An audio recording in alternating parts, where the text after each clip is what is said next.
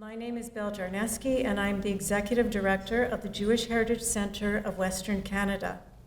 Tonight, the Jewish Heritage Centre, the Jewish Federation of Winnipeg, and the Royal Winnipeg Rifles Museum and Archive are pleased to present a program about Hans Wolpe, a German Jew, Holocaust survivor, and World War II hero who answered the call to combat Nazism and fascism and joined the Royal Winnipeg Rifles. The Jewish Heritage Centre will be unveiling an exhibit dedicated to Wolpe after tonight's presentation, and a special thanks to Stan Carboni, our wonderful Director of Programs and Exhibits, for his work on the exhibit. Tonight's event is being videotaped for eventual posting to our YouTube channel. We are pleased to have some very special guests with us tonight who will provide further perspective on this incredible story, including Hans Wolpe's daughter, Lisa, Gail Asper, military historian Jody Perrun, and representatives from the Royal Winnipeg Rifles. I would also like to acknowledge the presence of our new Lieutenant Governor, Anita Neville, who is also a member of the Board of Directors of the Jewish Heritage Centre.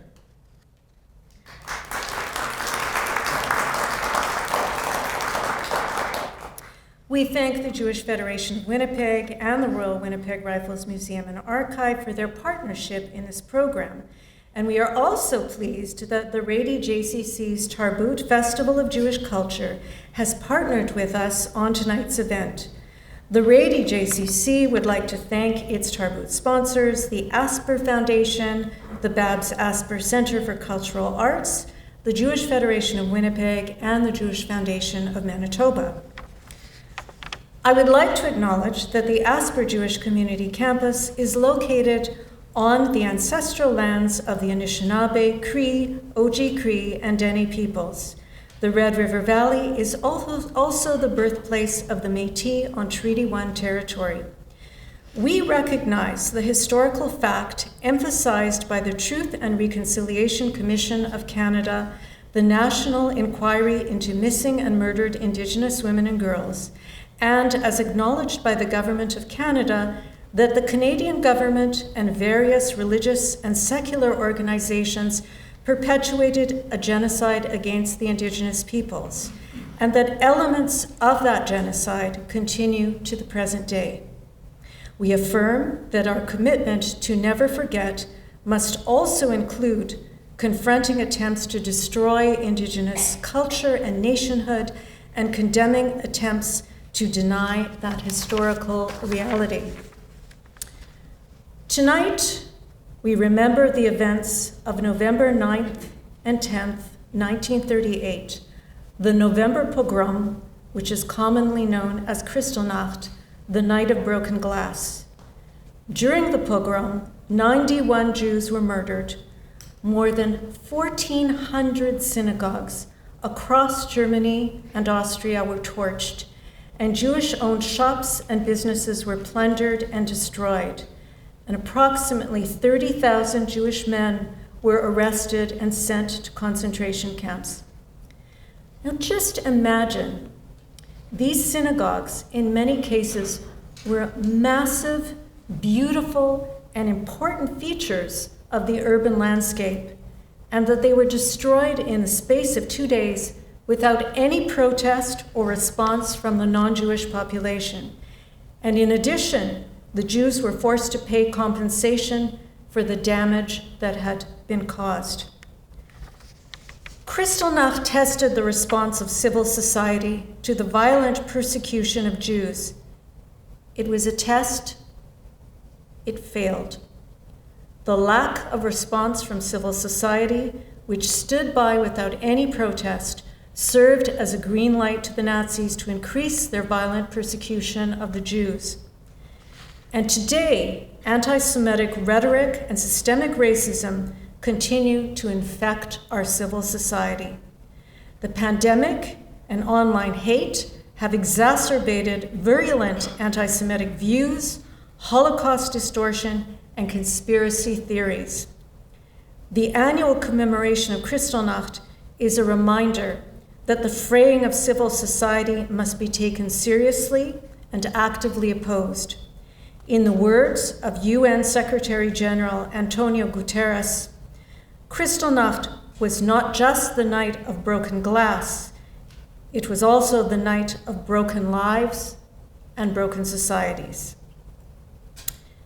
It is now my pleasure to call to the podium Gustavo Zentner, President of the Jewish Federation of Winnipeg, to bring greetings from Federation, our partner in tonight's event.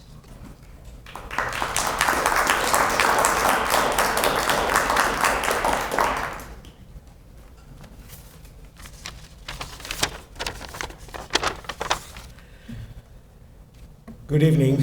My name is Gustavo Zentner, and I'm the President of the Jewish Federation of Winnipeg. It is my honor to bring greetings on behalf of the entire Board of Directors and our Board of Governors to this community-wide Kristallnacht event. On behalf of the entire community, within the Jewish community, and more importantly, the rest of the province, the rest of the country, the rest of humanity, we stand for what makes sense. And this event did not make sense. This event was an epic failure of civil responsibility, where governments created, fomented hatred beyond belief, and where citizens failed one another.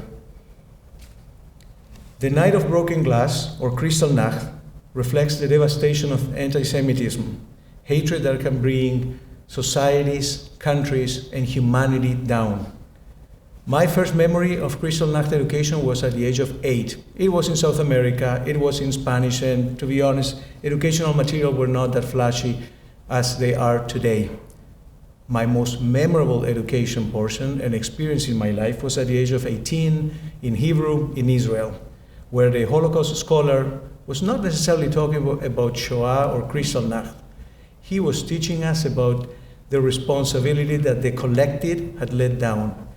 And he was referring to the responsibility of everyone, not just Jews looking after other Jews. Tonight, we honor the incredible life and the unbelievable story of Hans Wolpe, a Holocaust survivor, a fellow Canadian, a soldier, a hero. In the eve of Remembrance Day, I join in with all of you to acknowledge the ultimate sacrifice paid by all of the heroes that have served our countries and that have stood for our civic rights. The Federation is pleased to present tonight's Kristallnacht program in partnership with the Jewish Heritage Center and the Royal Winnipeg Rifles. My two stories have something in common, and that is education. And we need to reinvent the way in which we bring messages. Sometimes they spark with a great idea, such as Gail Asper's idea of saying we need to bring this fabulous presentation and exhibit to reality. I'd like to acknowledge and applaud Gail's leadership that together with Bill Tarnowski and Mark Cantor made this evening a reality. I encourage all of you to visit on your way out. We're proud supporters of the Holocaust Education Month programming.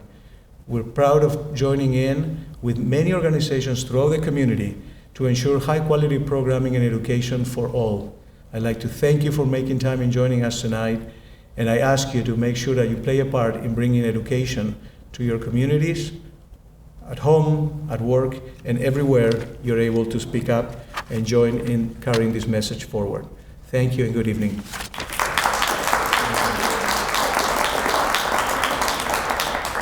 Thank you very much, Gustavo. And next, I'm pleased to call up Mark Cantor, the President of the Board of Directors of the Jewish Heritage Center of Western Canada.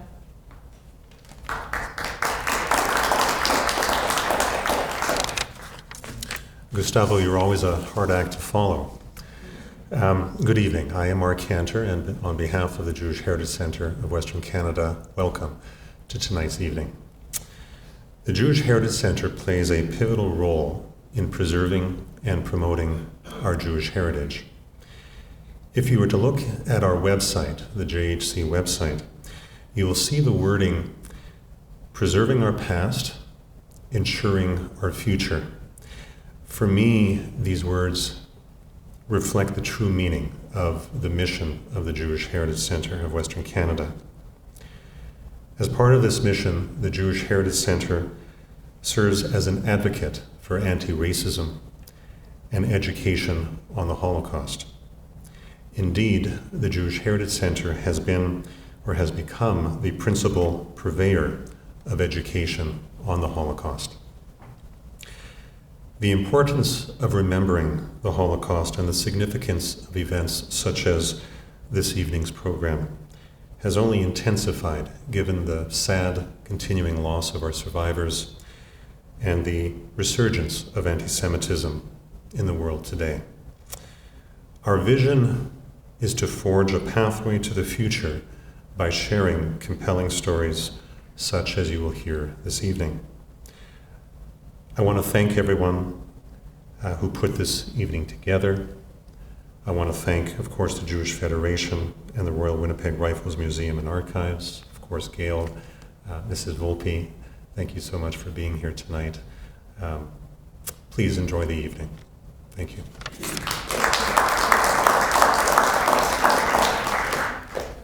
I am so delighted that Lisa Wolpe, the daughter of Hans Wolpe, has flown in for this evening and is here to speak to you tonight. So without further ado, Lisa.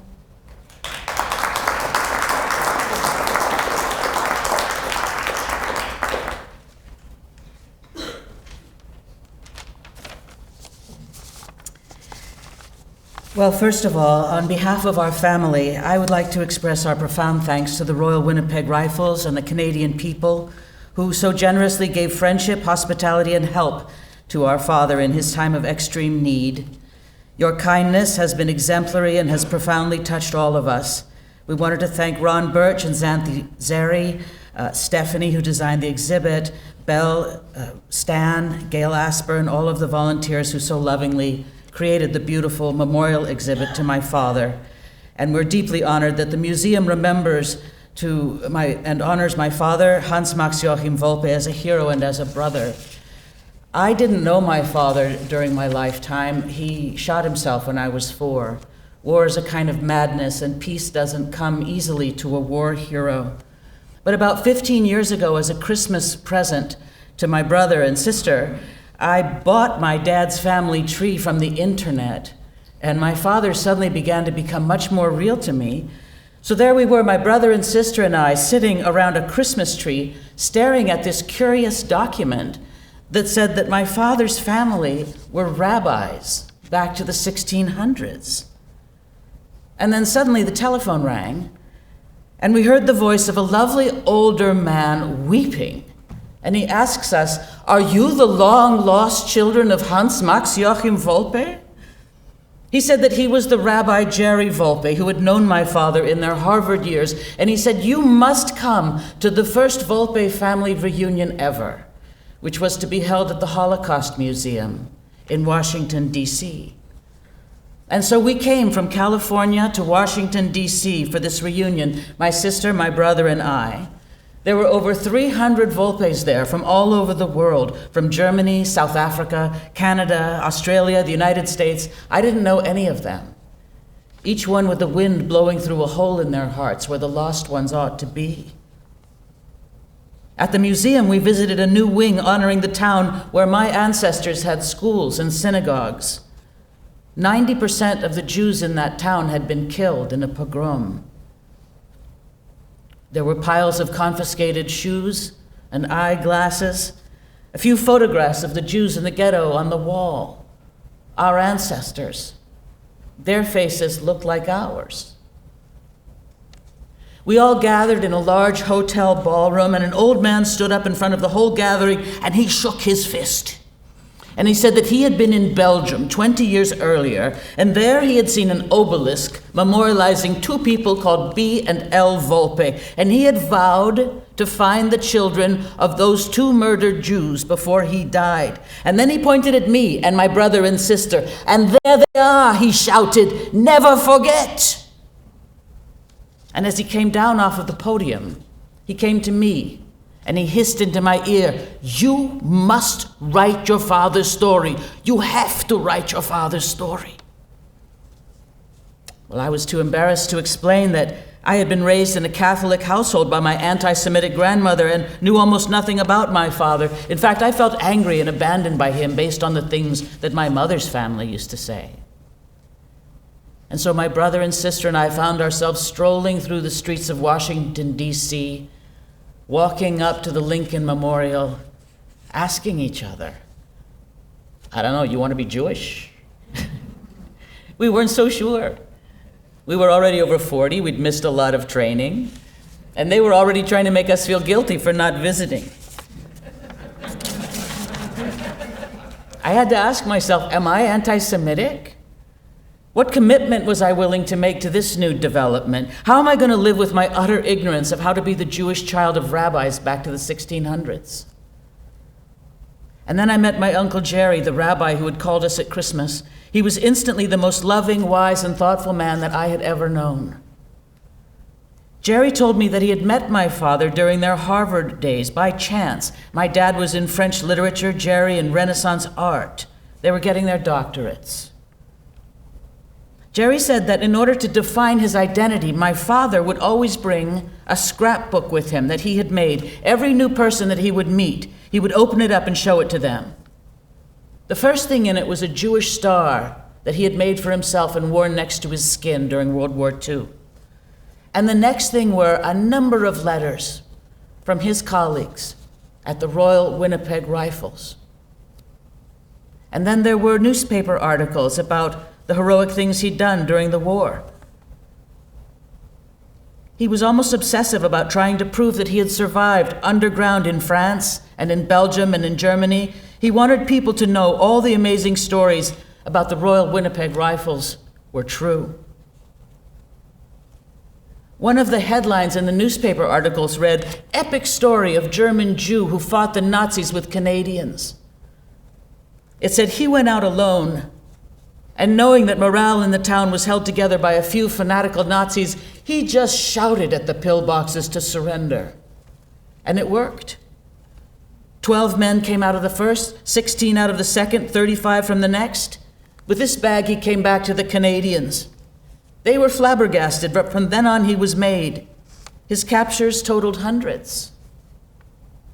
I thought about what I was reading. I wondered, what was my dad shouting at those German panzer divisions that made grown men, warriors, just walk out and surrender with their hands above their heads? And so I began to do some serious research. And I began to write about my father. First a solo show involving a lot of Shakespeare, my favorite writer, and now a screenplay fueled by years of research I've now done with the help of Xanthi Zeri and the RWR Museum researchers here in Winnipeg. As a kid, my dad ran from the Nazis in Berlin. His father moved to Paris when he was 16, and a few years later to Belgium, where they thought they would be safe. My grandfather was a banker, a solid member of the German community who had fought in World War I. They were all arrested and killed. Only my dad survived. In Belgium, Dad's grandmother had been pushed down the stairs and killed by a Nazi in her own home. My grandfather was taken to Auschwitz and died there. His 46-year-old mother, Beatrice, and his 16-year-old sister, Lily, had been put on a train from Dachau to Auschwitz and died en route to Auschwitz in a cattle car. My father had read a short story by Edgar Allan Poe called The Purloined Letter, in which a dangerous letter is purposely left in plain view and thereby overlooked by the search party. And he managed to convince his brother Alexander to escape with him to Germany, where they worked on the docks, because who would look for a Jew there? And it worked for a while. But then one day my father came home to see his brother being dragged away by the Gestapo. My dad jumped on a train and escaped to Calais, where he worked with the underground resistance before there finally came the day when he walked across no man's land with a special pass. In his pocket was a notebook with notes on all the Nazi fortifications, the locations of their mines, secret intelligence that he had gleaned. He gave this to the RWR. He had found a chance to fight and join the Royal Winnipeg Rifles, and he fought bravely with them for 6 months for no pay. It was at Deventer that he caught a lot of shrapnel in his leg. Because he was a stateless Jew, his new Canadian friends arranged to have him nationalized as a Canadian citizenship so that he could be cared for. A comrade that fought with him said that my dad was the bravest man he ever knew. When the war was over, my dad rushed right back to Belgium to see who had survived. He said that he almost wished that the city had been destroyed because when he got there, the city was intact. The only difference was that everyone he loved had disappeared. My dad said that what bothered him most was the anonymity, that they had died and nobody would remember them. Well, this is Remembrance Day. My name is Lisa Nicole Wolpe. My father's name is Hans Max Joachim Wolpe. He is the son of Johannes and Beatrice Wolpe, the brother of Lily and Alexander Wolpe, the husband of Vera Angelica Wendell. In Jewish tradition, when you give a name to someone whom you want to remember, you're bringing that person to everlasting life. So this story is for my father, who shuffled off his mortal coil, but lives in my heart while his ghost walks on to dissolve upward into spirit. This final quote from David Whyte, the poet, asking the great questions of human life through the eyes of the pilgrim. Someone up for adventure and good company. Someone looking for the biggest context they can find or imagine. Someone dependent on friendship, hospitality, and help from friends and strangers alike. Someone who has to ask for visible and invisible help. Someone for whom the nature of the destination changes step by step as the end of the path approaches. And someone subject to the vagaries of wind and weather along the way. He asks us to consider internal resilience and the necessity for following a certain star, not seen or perceived by anyone else, an internal migration or path running parallel to the outer road, keeping your journey in the world relevant and true. To explore the necessity for hardiness, for shelter and risk, for companionship and vulnerability, and discuss the absolute need to ask for help at transition points, as well as how to recognize help when it's being offered, and to have the humor, humility, and open hands necessary to receive it. My father was such a man. Thank you so much for extending your hand to my father in his time of need and for remembering him today.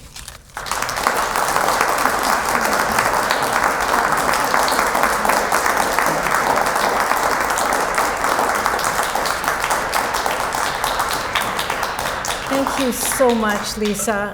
What an absolutely extraordinary story, and perhaps also a reminder of how many stories there are. The 6 million stories of the victims, the Jewish victims of the Holocaust, of the survivors, of the soldiers, from all the different countries who fought, and the soldiers who continue to fight today, and how important it is for us to preserve these stories and to teach these stories to every generation of children.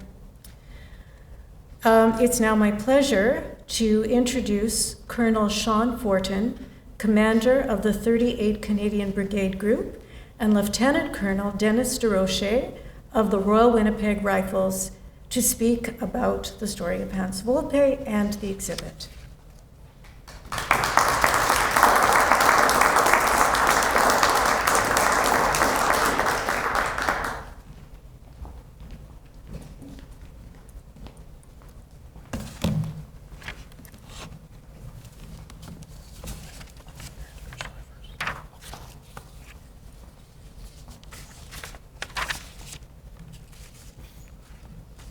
L'honorable Anita Neville, lieutenant-gouverneur du Manitoba, Madame, Monsieur, distingué entre nous, colonel Fortin, adjudant-chef Apple, membres de la communauté, les organisateurs de cet événement et surtout Madame Lisa Wolpe, la fille de Hans Wolpe, bienvenue.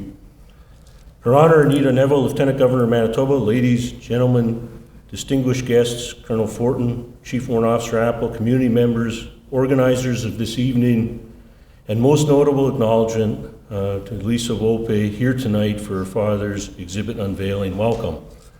By way of reintroduction, I'm Lieutenant Colonel Dennis DeRoche, the commanding officer of the Royal Winnipeg Rifles, and tonight marks a very special occasion in our regiment's history. the unveiling of the Hans Wolpe's exhibit entitled Brother in Arms to its new home.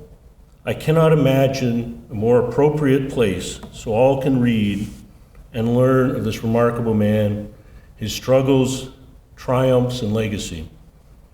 The display aptly named the Brother in Arms encompasses so much. I intend to take this occasion to focus on two aspects of the exhibit. The first, I'll look at them to provide some background on the development of the exhibit without going into the specifics of Hans' legacy, as we'll all have the opportunity to read the storyboards, and we've heard so much from Lisa here tonight. The second, my own sentiments on the significance of the display. So as way of background, when in 1944 Hans crossed the no man's land and presented himself to the Royal Winnipeg Rifles in Calais, France, he joined a brotherhood, a unit, a regiment, a greater community that embraced him for life. It was the same brotherhood that sponsored Hans through the General Monash branch of the Royal Canadian Legion to come to Winnipeg in February 1946, where he lived a remarkable and active academic and social life until he left to undertake his PhD at Harvard University and subsequently settling into the United States until his death.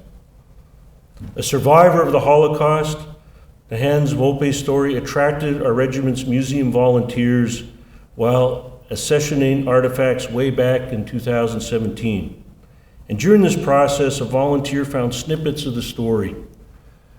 And the museum director at the time, along with the volunteers, slowly began to put together the information over the course of 4 to 5 months. And as fate would have it, as the volunteers were sifting through the archives, Lisa Wolpe reached out, inquiring to see as if any information our father Hans Wolpe was about. The conversation led to the design and the museum's first ever display. Following the 2018 unveiling of the display, as part of the Royal Winnipeg Rifles' 135th anniversary, the decision was made to transfer the exhibit to the Jewish Heritage Centre of Western Canada, who graciously agreed to house the exhibit and put it on display at the Asper Jewish Community Campus, which of course brings us here tonight. Secondly, on a more personal note, as I read and became familiar with Hans' story, I was inspired by all it encompasses. L'histoire de mes ancêtres est certainement différente de la majorité si partout ici rassemblée ce soir. Je ne fais aucun prétexte de comprendre la souffrance infligée sur le peuple juif par les nazis et leurs collaborateurs. My own ancestors' history is markedly different from the majority, if not all, assembled here tonight. I make no pretense to understand the great suffering inflicted on the Jewish people by the evils of Nazism and those duplicit in their crimes. But in reading Hans' story, I find inspiration. As a young Jewish man, having hid his identity, endured the loss of his family, he found the Royal Winnipeg Rifles and fought. He was welcomed into the Rifles as a young man who happened to be Jewish by a sordid mix of ethnicities and religious backgrounds of young men from across the Canadian prairies. He was Corporal Wolpe to them, a brother in arms. They fought, they chewed the same dirt, bled, and lost comrades together, all united in their fight to defeat evil and restore liberty to a continent. While it is very much Hans' story, the Royal Winnipeg Rifles story, to me, it is in its very essence a Canadian story that transcends nationality and speaks to the very notion of freedom and the cost borne and the miracle of what democracy brings to the world. Liberty founded on the respect and dignity of all individuals, regardless of their ancestry, customs, or religion. And this is what I see in reading this story. A young Jewish man having suffered unimaginable loss, embraced into a brotherhood within the Royal Winnipeg Rifles, united in a cause much greater than any one person.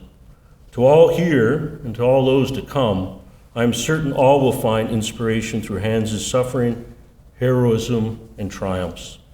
And in conclusion, on behalf of the entirety of the Royal Winnipeg Rifles regimental family, comprising the unit, the Senate, the Association, the cadets, former serving members, in addition to the families of past and serving members, and finally the Museum and Archives, I'd like to say how proud and happy we are of our collaboration with the Jewish Heritage Center and have the center made the permanent home of the Wolpe display. Thank you.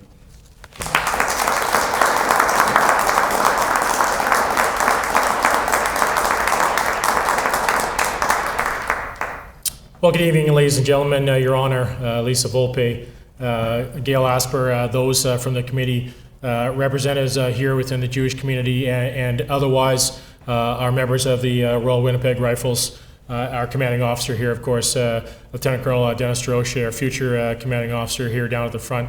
I've come and very privileged to be invited with my Brigade Sergeant Major from the 38th Canadian Brigade Group here, Chief Officer Todd Apple, just down in the front. And invited to come and join you in this celebration. And when I first was asked, and Dennis said, "Hey, sir, you know, want to come down and join in the program for tonight? It's just around on the eve of Remembrance Day. It ties in with our regimental history and whatnot." You know, I sort of flippantly said, "Yeah, sure. What's that all about?"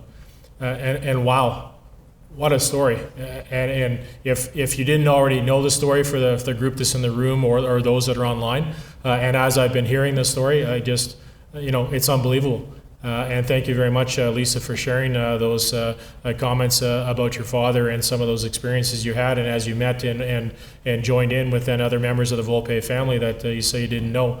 The Canadian Armed Forces, and particularly the Canadian Army and our brigade, you know, is a family in itself. Now here then broadens and looks at the way that the different cultures, the different diversity that we continue to attempt in many ways to continue to diversify and show where that comes across as we go through our trials and tribulations and some of the certainly more immediate challenges we've had in the Canadian Armed Forces. And here you look back at a specific example of this history, and all of a sudden how that, you know, unbelievable challenge that Hans had in those early days in his childhood and as a young man, and then fighting against the Nazi threat that was within Germany, Belgium, in the region, and to find his way into the lines of the Winnipeg Rifles and Canadians that embraced him, and he was willing to fight for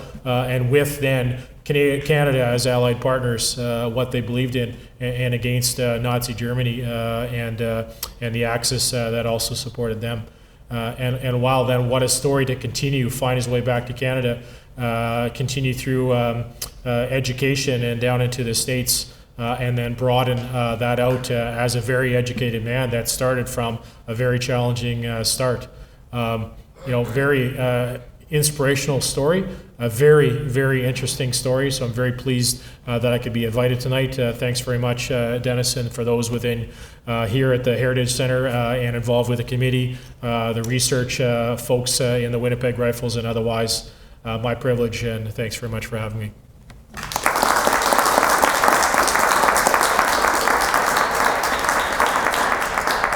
Thank you very much for honoring us with your presence and for your participation, as well as Alan Wise's, especially in helping us bring home this exhibit.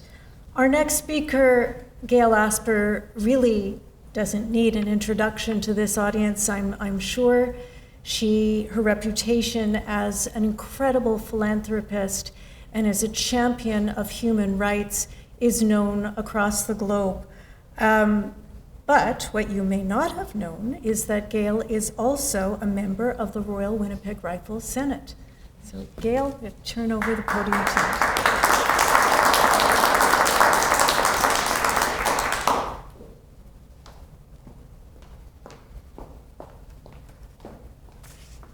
Thank you, Belle, and good evening, everyone. And it's delighted to welcome the Honorable Anita Neville in her new position as Lieutenant Governor of Manitoba.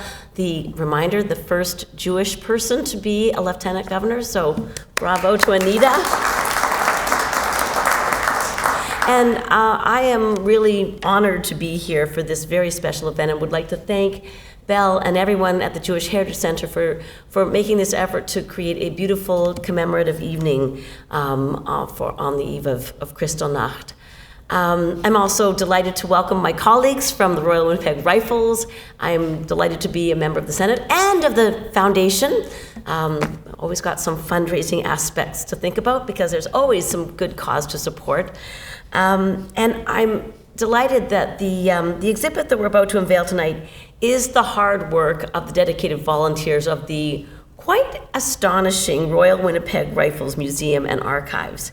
And as a member of the Senate and the Foundation, I have been learning a lot about the museum, about the Royal Winnipeg Rifles Regiment, and I must say I am extremely impressed with everything they do, including maintaining this museum. I want to be very clear, I had nothing to do with the creation of the Hans Wolpe exhibit. It was first created, as we heard, in 2018 and displayed in the museum then. And that was a very special moment to have, and it still is delighted to have Lisa here. It's not easy to get from New York. I've still been lobbying for a direct flight to New York from Winnipeg. Hope springs eternal. We got one to LA, so you should have been living in LA still. But that event that was attended by the members of the family, I know meant a lot to the folks at the Royal Winnipeg Rifles.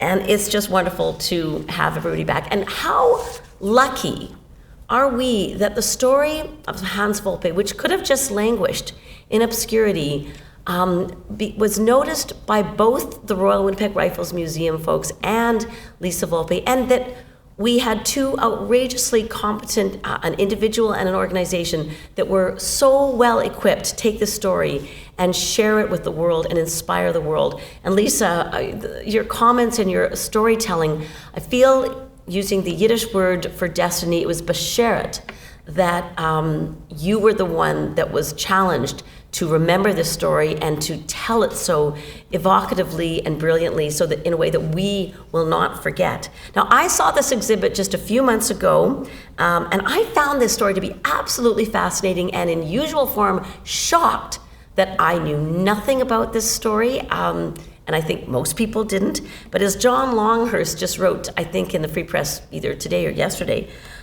this is definitely worthy of a film. And I hope that becomes a reality. Another besheret thing is that Lisa is also a writer, a performer, hopefully a film producer. And I think it could be really, really inspiring to have this story brought to life. Great for Winnipeg, great for the Royal Winnipeg Rifles, great for those of us who are involved with human rights and are searching for the heroes.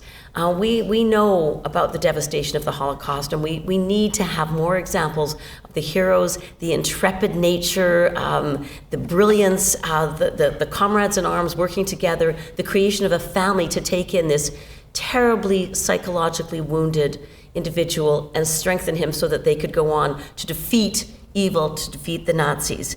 The story of Hans is one of the human condition, of individual resilience, of endurance, commitment to a cause with nobody supporting him, and except for the comrades, and finding strength in the face of adversity and overcoming that adversity. And then, of course, immigration, which then leads us to the fact that it's kind of, in essence, the story of the Jewish diaspora, which is why it is so befitting that Hans's memory is permanently housed here at the Asper Jewish Community Campus in the good hands of the Jewish Heritage Center. And I would just like to end my remarks by applauding this wonderful, terrific collaboration between the Royal Winnipeg Rifles Museum and Archives and the Jewish Heritage Center of Western Canada. I am really impressed, again, with the work of the Royal Winnipeg Rifles Museum. It's got some new exhibits. I really encourage you to take the time to visit. It's a gem, and I hope that we will be able to learn more about it and share its wonderful contributions more fully in the years to come. And I look forward to continued collaborations between the Heritage Center and the Royal Winnipeg Rifles on similar ventures. And I wish you both much success. And the good thing about this exhibit being here is Thousands of people come here every month from all walks of life to use the many facilities. So I'm really glad to know that Hans Wolpe's story is going to be told. It's going to be an inspiration to all, and I look forward to a film coming to a theater near you. Thank you.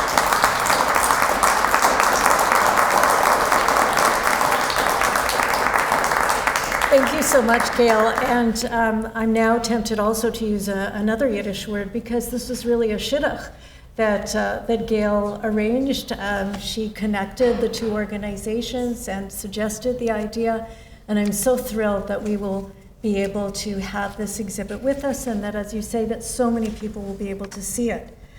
Our next speaker is going to provide some background military context to this story. So Dr. Jody Perrun teaches history at the University of Winnipeg, the University of Manitoba, and the Royal Military College of Canada, specializing in military history, post-Confederation Canada, and the Holocaust. His research focuses on Canada's military and home front history, as well as the place of the Holocaust in Canadian collective memory of the Second World War. His research, writing, and teaching have prompted numerous historical tours of battlefields, memorials, and former campsites in Europe. His first book, The Patriotic Consensus, Unity, Morale, and the Second World War in Winnipeg, was published by the University of Manitoba Press in 2014.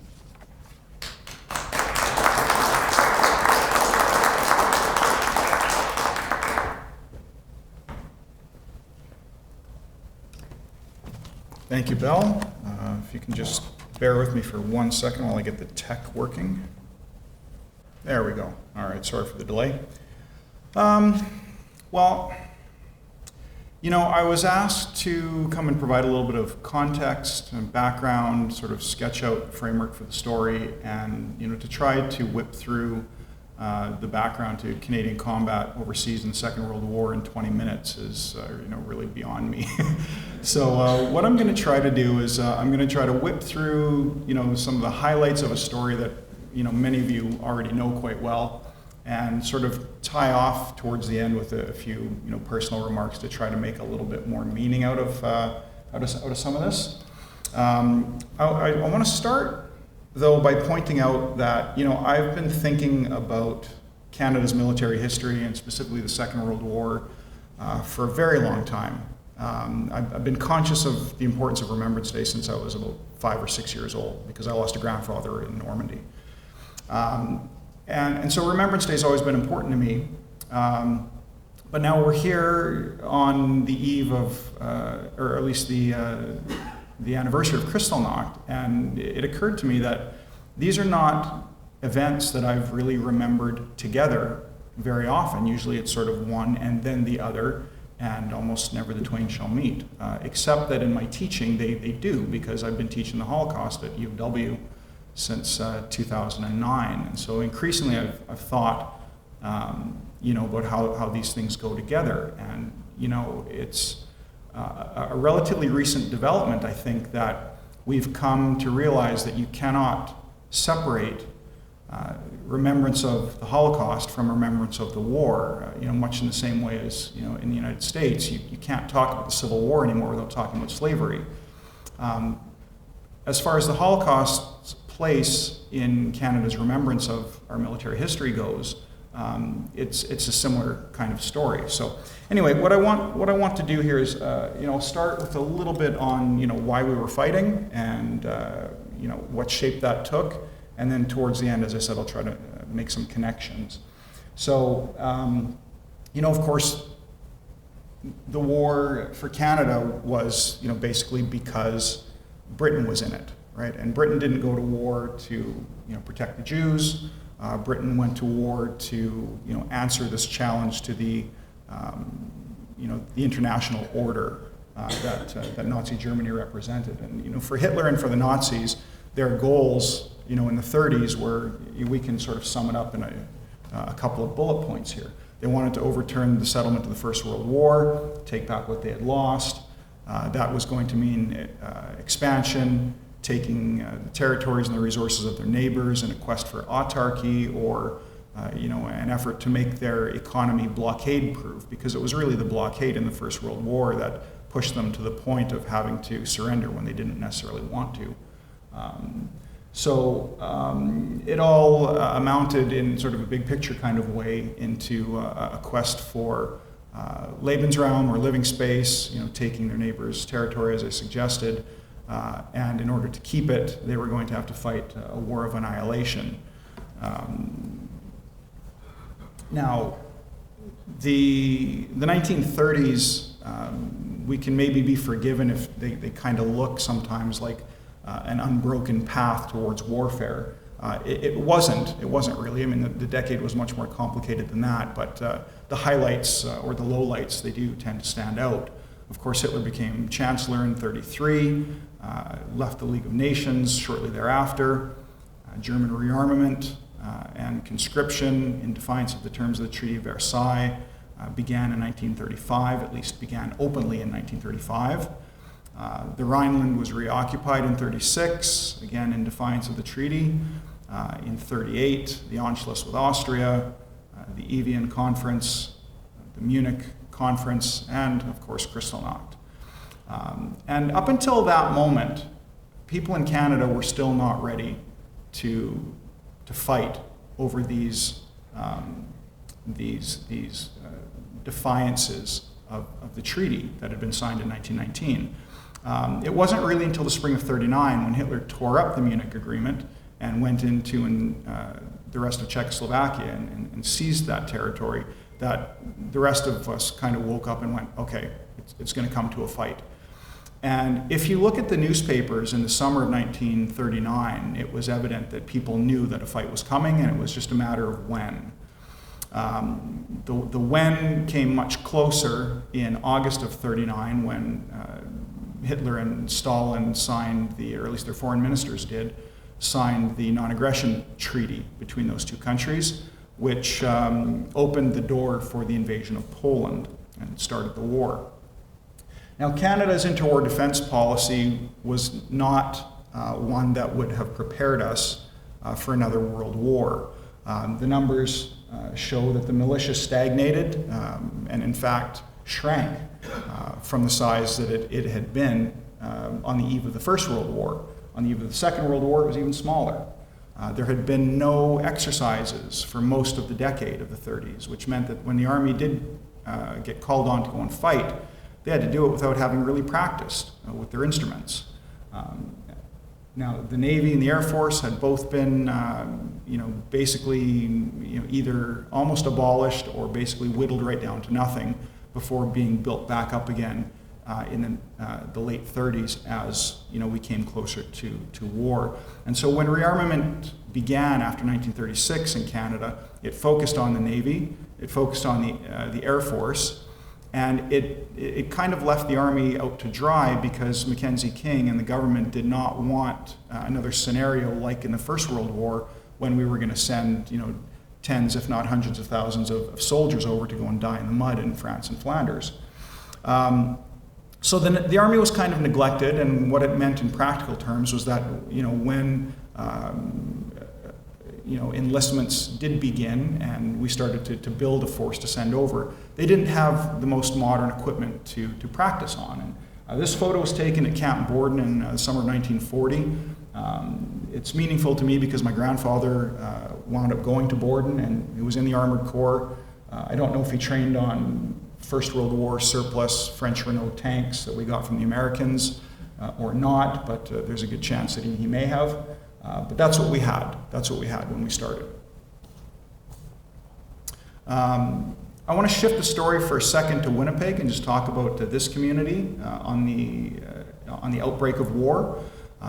You've got some figures there on the size of the population, and note that this is Winnipeg proper, not the greater metropolitan area, which of course would have included Transcona and East Kildonan and St. James and the other satellites. So it's the core. It's about 220,000 people. 35% rather were foreign born. 40% had an ethnic origin other than English or French.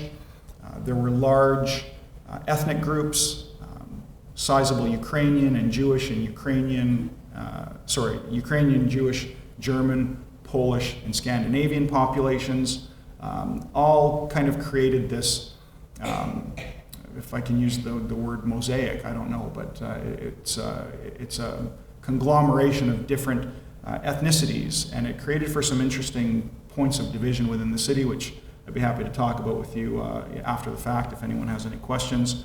But for the time being, I'll just point out that this population of about 220,000 people produced 35,000 enlistments in the Canadian military forces, and that represented 16% of the population, which is kind of a remarkable figure. We're not talking 16% of the available population of military age, male population of military age. It's 16% of the whole population, which is pretty remarkable, I think. They populated armed services units in the Army, in the Navy, in the Air Force, in the reserves. They trained at the U of M. There was a company, the Veterans Guard of Canada. These were veterans who were too old to serve on active duty, but they did guard POW camps and such. And of course, the women made their own contributions in the auxiliary services, in the Air Force, the Navy, and the Army from 1941 on. When they got sent overseas, all right, so let's sketch out a little bit the shape of the military campaigns overseas that these units and others went to go and fight. So I mentioned that the war began in September 39, beginning of September 39 with the German invasion of Poland. That Nazi-Soviet non-aggression pact we spoke about a moment ago called for the division of Poland. The Soviets took the eastern half after the Germans took the western half. And then things sort of settled down over the winter while the Germans consolidated and the Soviets consolidated.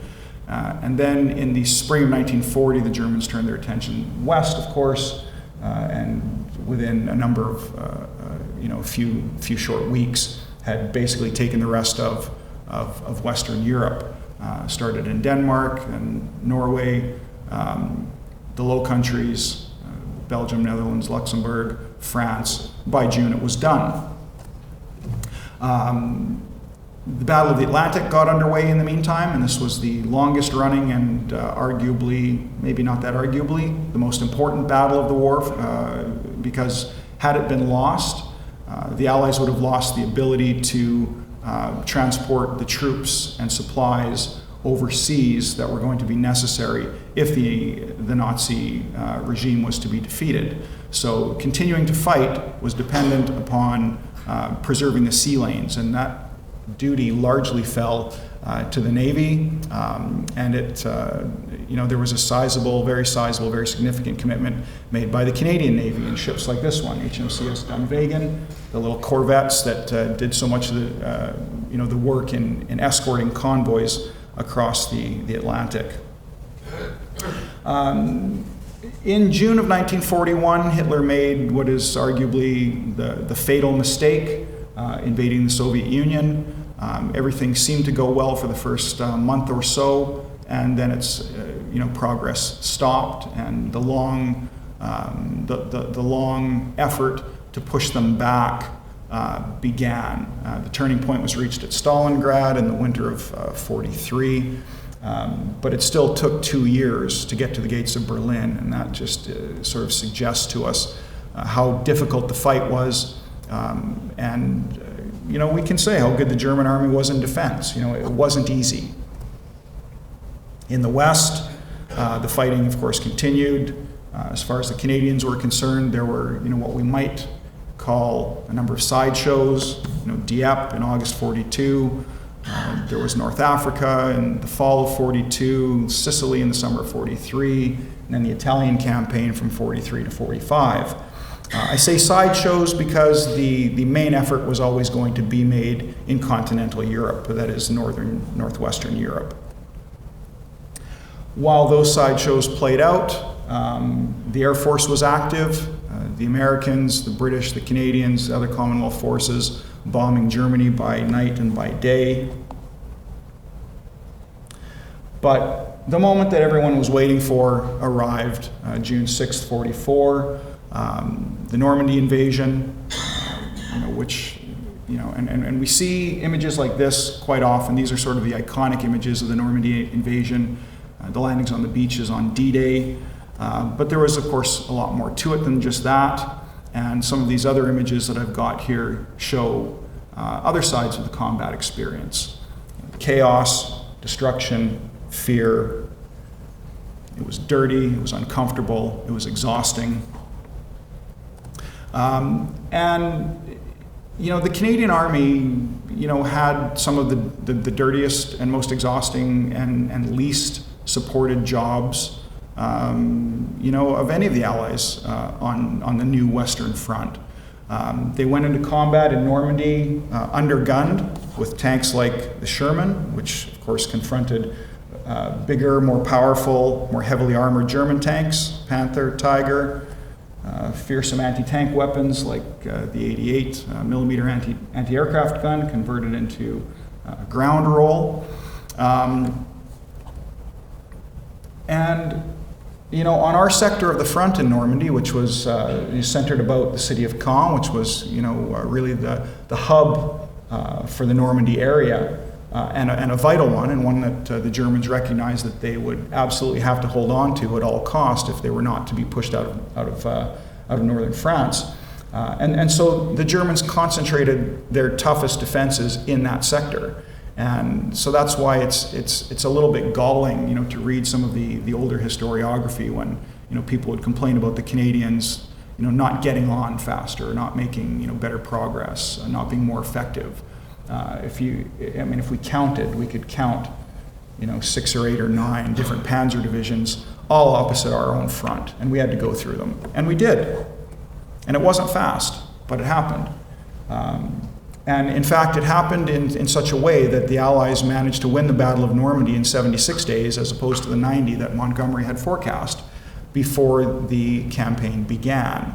Now that didn't stop all the criticism and the backbiting and the controversies amongst historians and generals and whatnot, but I'm happy to say that story has been progressively revised in the last couple of decades as scholars dig deeper into what actually was going on in Normandy. In any case, by the end of August 1944, the Normandy battle was won. The Canadian Army moved, sort of on the left wing of the Allied advance eastwards, the long left flank. Terry Kopp has called the 1st Canadian Army the Cinderella Army in recognition of the fact that, as I said, they got the dirty jobs, they didn't get the best support, they had to fight in some terrible conditions. You've heard a little bit about what was going on in the Channel ports in September. Why the Channel ports mattered. Calais, Boulogne, this is where the Hans Wolpe story starts, at least as far as the Royal Winnipeg Rifles are concerned. It's sort of it's dependent upon what's going on with Antwerp, because Antwerp was the major port that the Allies needed to sustain the invasion from a logistic point of view. You got to bring in bullets, and you got to bring in other supplies and whatnot. And they had been bringing it all in over the Normandy beaches, but as the front extended, they needed to shorten those supply lines. Now, Antwerp was taken with the docks intact on the 4th of September, 1944, but Antwerp lies at the end of the Scheldt estuary,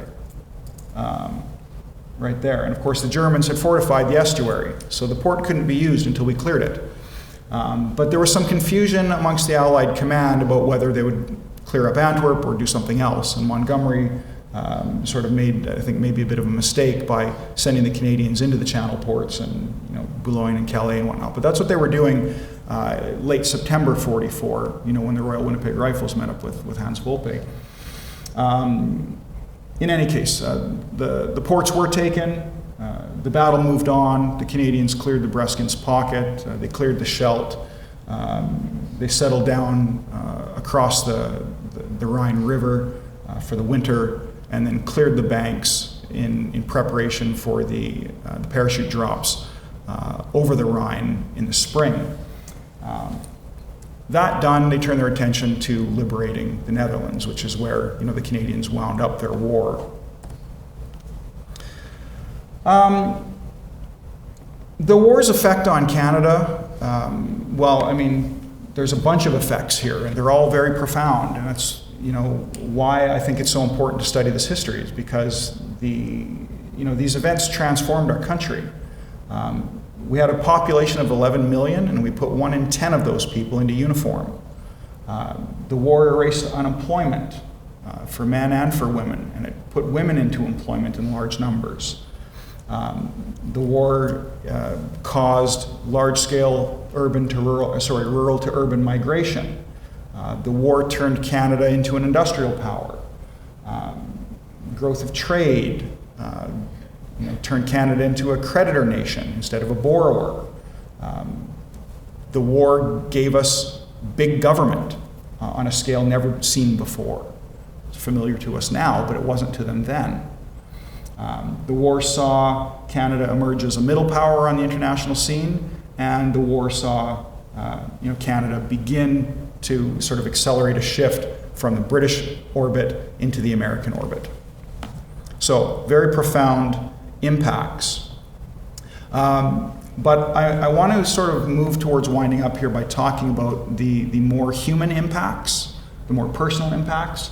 Of course, the war claimed 60 million dead, including civilians, including 6 million Jews.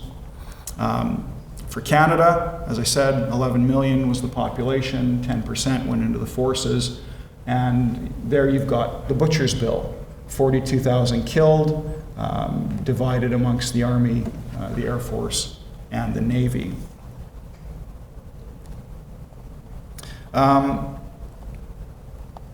Now, where I want to, I started off by saying that, I hadn't often really thought of Remembrance Day and Kristallnacht in the same breath very often.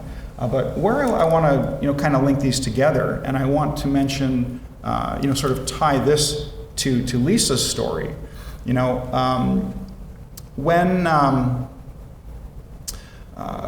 we talk about the toll that the war took, we visit the cemeteries, and I mean, the first set of cemeteries that I ever went to, my focus was entirely on the soldiers. And you look at the names on the headstones, the ages, and whatnot, and you think, so many young men lost. And then you think, okay, what were they lost for? And that's one way of remembering. But when you let your eyes drop to the bottom of those headstones and you see the inscriptions written by the families, that's where you realize that every one of those headstones not only represents a soldier who was, taken, far too young, but that was a hole ripped in a family. And those holes never closed, right? Lisa, you mentioned you were 4 years old when your father died. My mother was 4 years old when her father died, and he's buried right where I'm taking this photo. So I can tell you that idea of intergenerational trauma, it doesn't only apply to these victims of war or those victims or whatnot. It's something that influenced my career. My mom grew up without a dad. It colored her whole life. It's colored my life. It's led me to do what I do. And so I guess my sort of parting thought here is that Canada didn't go to war because of the Jews. We didn't go to fight because of persecution of the Jews in Europe. But our people did go to fight. They fought to bring down a regime that had made the Holocaust possible. And we've got some things in common. And so I think it's entirely appropriate that we have these two events, the commemoration of Kristallnacht and Remembrance Day, happening one right after the other, because whether we went overseas on purpose to fight for the Jews, we're connected. Those two stories are connected, and the losses for the families that suffer them, whether Holocaust survivors or veterans and their families, or the families of the men who didn't come back, those were profound losses that did not heal. So it's appropriate that we remember them. Thank you.